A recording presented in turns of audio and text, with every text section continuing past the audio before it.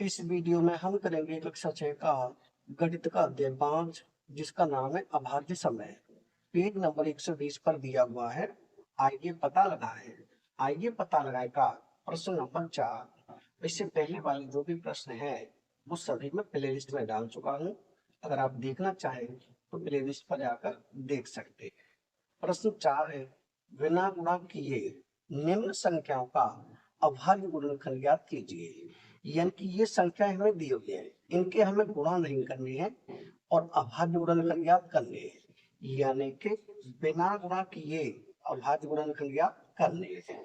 जैसे सबसे पहले ए में संख्या है 56 गुणा 25। यानी कि इनके हम अलग अलग गुणनखंड करेंगे। तो पहले करें 56 के, तो यहाँ लिखे 56। 56 एक सम संख्या है। कैसी संख्या है? सम। तो इसमें दो का भाग चला जाएगा।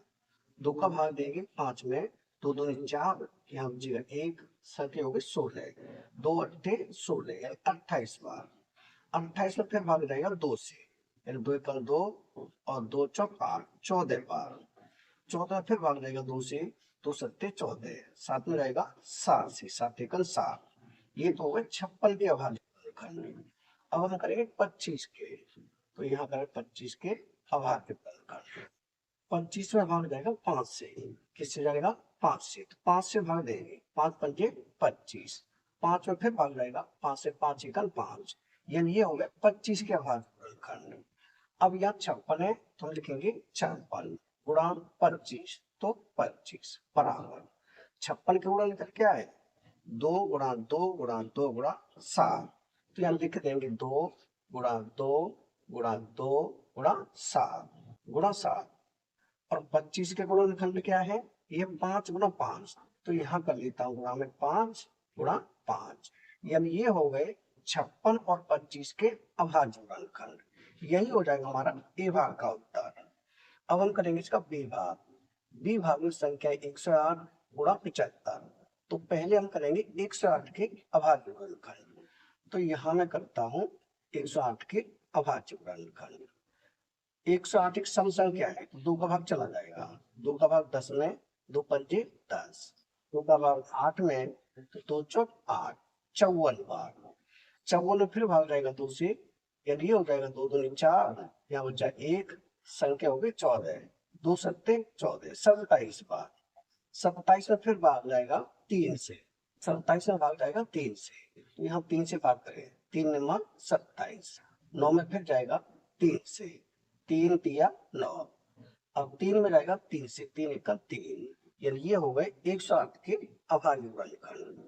अब हम करेंगे 75 के, तो यहाँ करें 75 के अभाज्य गुणनखंड।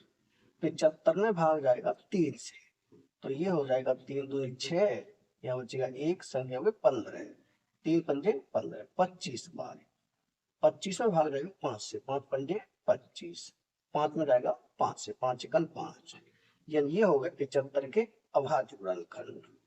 अब यहाँ हमारे पास है 108, तो यहाँ लिखेंगे 108 के गुणा ये 75, तो 75 बराबर 108 के गुणनखंड क्या है? ये है 2 गुणा 2 गुणा 3 गुणा 3 गुणा 3। तो यहाँ लिखे 2 गुणा में 2 गुणा 3, फिर लिख देता हूँ इधर 3 कितनी बार है? 3 बार है। तो गुणा करके 3 गुणा 3, 3 बार हो गया 3। उसके बाद है 75 के। 75 के गुणनखंड क्या है? 3 गुणा 5 गुणा 5।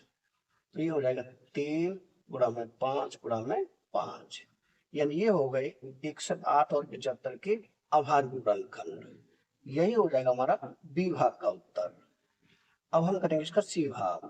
सी में है 1000 गुणा में 81। तो पहले करें 1000 के गुणनखंड। यहाँ मैं करता हूँ 1000 के अभाज्य गुणनखंड।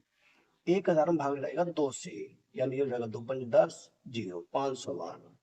2 से फिर जाएगा 2 दूनी 4, यहाँ बचेगा 1, 2 पंजे 10, 0, 250।